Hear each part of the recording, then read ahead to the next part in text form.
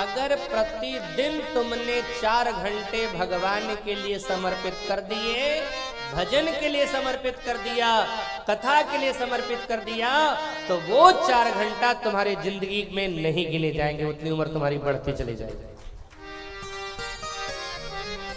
जो व्यक्ति जितना देर भजन करता है उसकी गिनती उम्र में नहीं गिनी जाती है, ऊपर से लिखा हुआ।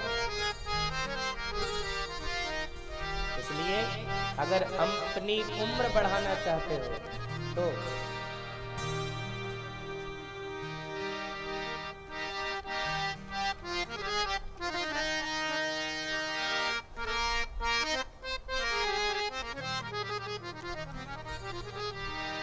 भजन करना सीखिए। तो दोपहर में भोजन किया, उसके बाद कथा करने लगे।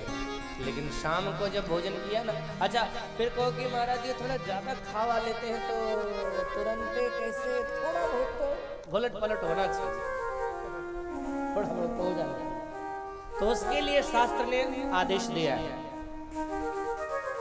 आप सोने के बाद, भोजन करने के बाद लेटना चाहते हो ताकि जो खाया हो सब सेट हो जाए। वैसे एक बात बताऊं, स्वस्थ जीवन जीने के लिए जितनी भूख है उससे 1 रोटी कम खाओ। अगर जीवन में स्वस्थ रहना चाहते हो, हमरे जैसे बीमार नहीं रहना चाहते हो तो खूब खाता है। जो खिलाने वाले हैं उनको पता है कितना खाते हैं साहब।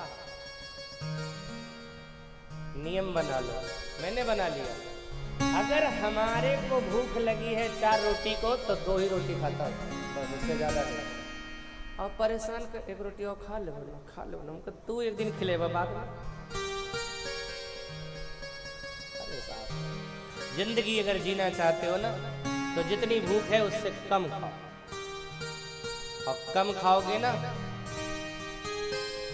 जितनी भूख है उससे कम खाओगे, सच मानना, योग करो, ठाकुर जी के चरणों से लग करके रहो, 40 साल के हो जाओगे तो भी 30 साल के दिखोगे, उससे ज्यादा का नजर नहीं आओगे। लेकिन आदमी को जितना भूख है ना उससे ज्यादा दबाते हो, आओ दे ना, बड़ी अच्छा लग लो आज के सब्जियां खाएगा तो भोगेगा कौन? अरे साहब, शरीर है, शरीर पर मशीन है, मशीन पर ओवरलोड दोगे तो क्या होगा? खा लिया, विश्राम ही करना चाहते हो तो शास्त्र ने अनुमति दी है, दाहिने करवट लेटो, पहले 16 श्वास लो, सीधा होकर के 32 श्वास लो, बाएं करवट लो, 64 श्वास लो, हो गया आराम। दिन का कोटा पूरा, इससे ज्यादा नहीं चाहिए।